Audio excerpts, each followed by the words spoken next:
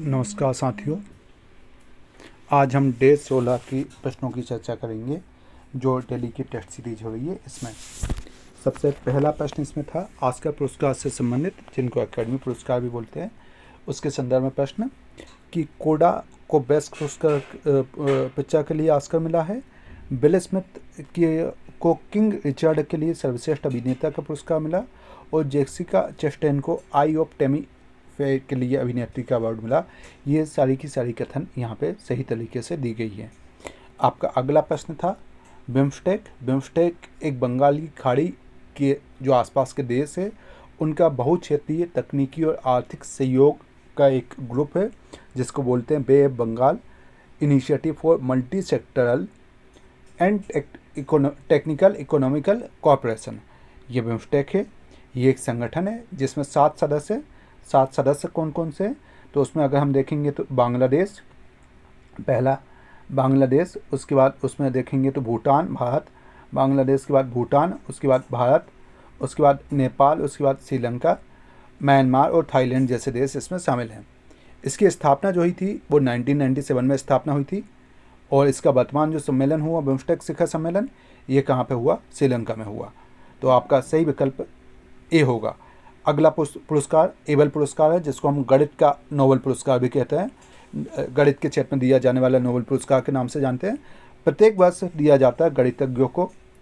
2002 में इसकी शुरुआत की गई, लेकिन फिनलैंड सरकार के द्वारा ना करके नॉर्वे सरकार ने इसकी प्रारंभ की थी। नॉर्वे सरकार के द्वारा इसको प्रारंभ किया गया था। और एबल पुरस्कार 2022 के लिए डेनिस पॉर्नेस सुलिवन को दिया गया। तो यहाँ पे सही विकल्प जो होता है वो बी विकल्प होता है, क्योंकि ये सही तरीके से सम्मिलित नहीं है। ये टोपोलॉजी में योगदान जो दिया है उसके लिए पॉर्नेस सुलिवन को दिया गया। किसके लिए? टोपोलॉजी से संबंधित जो उनका योगदान था उसके लिए इनको दिया गया, डेनिस पॉर्नेस सुलिवन को। एन बीरेन सिंह मणिपुर राज्य के अभी मुख्यमंत्री बने हैं। अगर आप देखो तो मणिपुर राज्य में टोटल जो विधानसभा की सीटें हैं उनकी संख्या 60, जिनमें से 32 सीटों पर बीजेपी ने अपनी सीट दर्ज की है। यहाँ के राज्यपाल है जिनका नाम है ला गणेशन। तो ला गणेशन को इनको मुख्यमंत्री पद की शपथ दिलवाई गई। ये इनका दूसरा कार्यकाल होगा। ये कौन सा कार्यकाल होगा? दूसरा कार्यकाल होगा। ये अपन ने बी ऑप्शन में देखा। तीसरा अपन ने देखा यूपीआई लाइट एक नई सुविधा है जिसको एनपीसीआईएल के द्वारा अभी मान्यता प्रदान की गई है, लॉन्च किया जा रहा है। ये अगर आपका मोबाइल में इंटरनेट सुविधा नहीं है, आप ऑफलाइन हो, तो भी आप पेमेंट कर सकते हो यूपीआई लाइट से। कितने रुपए तक का? 200 रुपये तक का पेमेंट होगा। और कौन इसको मान्यता दे रहा है? एनपीसीआईएल। अर्थात मोबाइल में आपको इंटरनेट नहीं है तब भी आप यहाँ से अपना पेमेंट कर सकते हो। ये आपका सी विकल्प यहाँ पे सही हुआ। अब आपका प्रश्न है जनजातियों के संदर्भ में कुछ बातें बोली गई है कि जनजातियाँ वे जनजाति जो स्वयं को भटपाल राजपूत घराने से संबंध मानती है, हिंदुओं के समान अनुलोम और प्रतिलोम विवाह चलता है और इनका निवास स्थान नैनीताल, पौड़ी, गढ़वाल, देहरादून में मिलता है, वो कौन सी जनजाति है? तो ये जो जनजाति है वो बुक्सा जनजाति के संदर्भ में यहाँ पे बात बोली गई है। अगला कोचीन बंदरगाह के संदर्भ में बात बोलेगा कि कोचीन प्राकृतिक बंदरगाह है, बात सही है। इसको अरब सागर या पूरब का वेनिस कहा जाता है। ये केरल के कोंकण तट में स्थित न होकर मालाबार तट में है, ये बात यहाँ पे गलत बोली गई। मालाबार तट में है, बेम्बटन झील पे, ये बात सही है, और वेलिंगटन द्वीप में स्थित है, ये बात भी सही है। लेकिन तट कौन सा? मालाबार तट। तो आपका सही विकल्प कौन सा होता है? सी विकल्प यहाँ पे सही होता है आपका अगला जो कथन यहाँ पे दिया गया था वो कथन था कुछ जनजातियाँ यहाँ पे दी गई और उन जनजातियों के संदर्भ में बोलना था। तो देखिए, कुड़म्बा जनजाति बताया गया तमिलनाडु में, मलैया केरल में। ये दोनों यहाँ पे गलत तरीके से बताई गई है। कुड़म्बा जनजाति जो होती है वो केरल में रहती है, जबकि मलैया का जो संबंध है वो तमिलनाडु से है। मलैया जनजाति तमिलनाडु से। येरुकला जो है वो आंध्र प्रदेश में है, आंध्र प्रदेश में। ये बात सही है। तो गलत कौन सा था इसमें? पहला और दूसरा गलत तरीके से यहाँ पे दिए गए हैं। आपका अगला प्रश्न था यूरोप की सबसे लंबी नदी। तो देखिए, यूरोप की सबसे लंबी नदी को हम वोल्गा नदी के नाम से जानते हैं। वोल्गा नदी ये कहाँ से? बल्दाई पहाड़ी से निकलती है और कहाँ पे गिरती है? कैस्पियन सागर में वोल्गा नदी गिरती है, कैस्पियन सागर में। तो सही विकल्प कौन सा होता है? ए विकल्प यहाँ पे आपका सही विकल्प होगा। उसके बाद आपका एल्ब्रुस पर्वत। तो एल्ब्रुस पर्वतमाला जो स्थित है वो कहाँ पे? काकाकस पर्वतमाला जो है, काकाकस पर्वत श्रृंखला है, उसमें स्थित है। एल्ब्रुस जो है वो रूस का सबसे ऊंचा पर्वत शिखर भी माना जाता है। ये रूस का सबसे ऊंचा पर्वत शिखर है और आपको कहाँ पे? काकाकस पर्वतमाला में ये स्थित है। अगला आपको प्रश्न पूछा गया है बहुपति विवाह। तो बहुपति विवाह जो करती है वो नीलगिरी की जो पर्वत श्रृंखला है उसमें रहने वाली टोडा जनजाति बहुपति विवाह वहाँ पे अपनाती है। कन्नड़ भाषा से संबंधित, ये कन्नड़ भाषा या द्रविड़ भाषा बोलते हैं। कौन सा महाविभाजक वर्ष कहलाता है? तो देखिए महाविभाजक वर्ष में अगर हम देखेंगे तो 1921 को महाविभाजक वर्ष कहलाता है। इसके पहले जनसंख्या वृद्धि दर न्यूनतम थी, उसके बाद जनसंख्या वृद्धि दर बढ़ना प्रारंभ हुआ, तो जो महाविभाजक वर्ष है वो 1921 को हम कहते हैं। फिर क्या बोला गया? 2011 की जनगणना के अनुसार। तो 2011 की जनगणना के अनुसार राज्यों की जनसंख्या घटते क्रम में तो हम जानते हैं कि सर्वाधिक जनसंख्या थी वो उत्तर प्रदेश में थी, उसके बाद महाराष्ट्र में, उसके बाद बिहार में। जनसंख्या का सही क्रम ये है। फिर आपको अगला प्रश्न बोला था निम्नलिखित में से कौन सुमेलित नहीं है? तो चेन्नई। देखिए चेन्नई जो है वो मुंबई के बाद दूसरा सबसे बड़ा पोर्ट है ना। इसको गहरे पोर्ट के रूप में अपन नहीं रख सकते, ये दूसरा सबसे बड़ा पोर्ट माना जाता है। जवाहरलाल नेहरू पोर्ट भारत का एकमात्र मशीनीकृत पोर्ट है। कोची प्राकृतिक बंदरगाह है और कांडला जो है वो ज्वारीपत्तन है। ये नीचे की बातें सही तरीके से दी गई। चेन्नई दूसरा बड़ा पोर्ट है। तो हमारा सही विकल्प कौन सा निकलेगा? यहाँ पे सही विकल्प ए विकल्प यहाँ पे निकलेगा। फिर आपसे पूछा गया सर्वाधिक जनसंख्या घनत्व वाला केंद्र शासित प्रदेश। तो देखिए केंद्र शासित प्रदेश दिल्ली है, जिसमें जनसंख्या घनत्व जो है वो लगभग 11,320 के आसपास जनसंख्या घनत्व है। जबकि न्यूनतम जनसंख्या घनत्व अंडमान निकोबार द्वीप समूह है, जहाँ पे 46 व्यक्ति प्रति वर्ग किलोमीटर की जनसंख्या घनत्व पाया जाता है। तो सही विकल्प यहाँ पे कौन सा आता है? आपका सी विकल्प सही आता है। आपका अगला प्रश्न पूछा गया, गलत तो सुमेलित करना था यहाँ पे। गलत क्या है? तो डेट्रॉइट। डेट्रॉइट यहाँ पे बोला गया यूएसए में ऑटोमोबाइल का केंद्र है, ये बात एकदम सही तरीके से बोला गया है। उसके बाद यहाँ पे बोला गया ओटावा। ओटावा कहाँ पे है? कनाडा में, कागज उद्योग के लिए प्रसिद्ध है, ये बात भी सही तरीके से बोली गई। लॉस एंजल्स यूएसए में फिल्म उद्योग के लिए प्रसिद्ध है, ये बात भी सही है।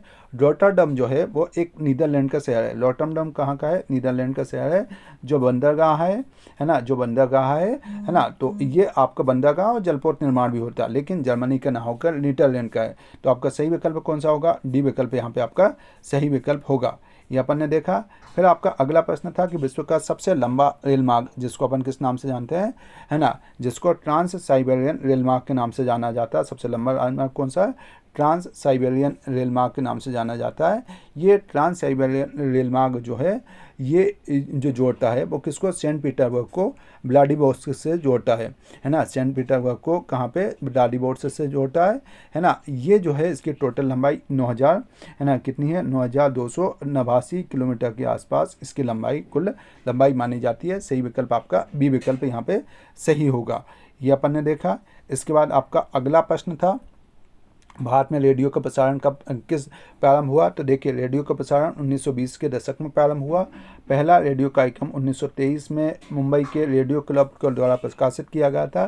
कहाँ के द्वारा? मुंबई का जो रेडियो क्लब है, तो मुंबई के रेडियो क्लब के द्वारा ये प्रसारित किया गया था, है ना। इसके बाद 1927 में मुंबई और कोलकाता में निजी स्वामित्व के 2 ट्रांसमीटर भी प्रारंभ किए गए।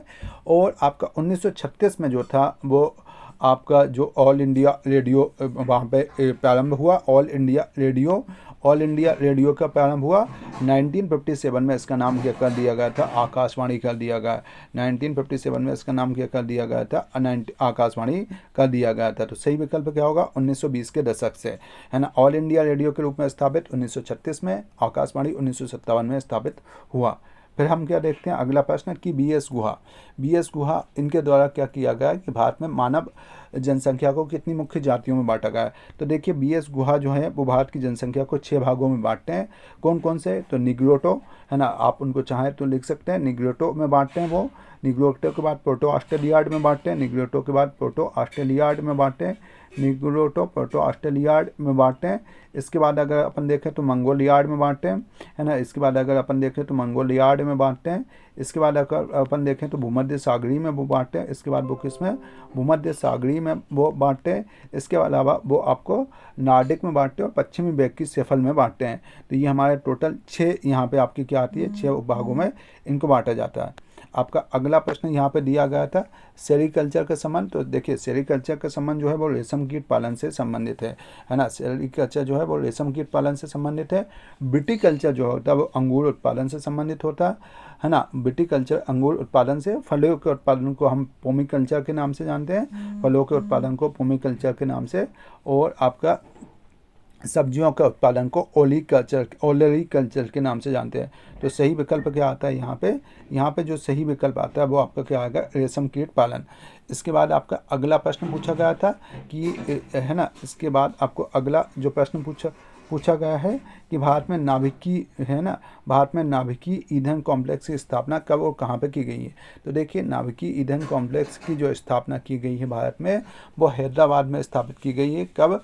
ये हैदराबाद में नाभिकीय ईंधन कॉम्प्लेक्स स्थापित किया गया है 1971 में। तो ये सही विकल्प क्या होगा, हैदराबाद, और 1971 में इसको स्थापित किया गया है। फिर आपको सेकंड पर अगला प्रश्न पूछा गया था कि राष्ट्रीय जलमार्ग नंबर 2 कहाँ पर स्थित है। तो राष्ट्रीय जलमार्ग नंबर 2 ये सदिया से डुबरी को जोड़ता है, ब्रह्मपुत्र नदी पर स्थित है। 891 किलोमीटर है और ये कब स्थापित किया गया, 1988 में स्थापित किया गया। इलाहाबाद से हल्दिया ये नेशनल वाटरवे नंबर 1 जाना जाता है। आप सभी का बहुत बहुत धन्यवाद। आप अपनी पढ़ाई को जारी रखिए।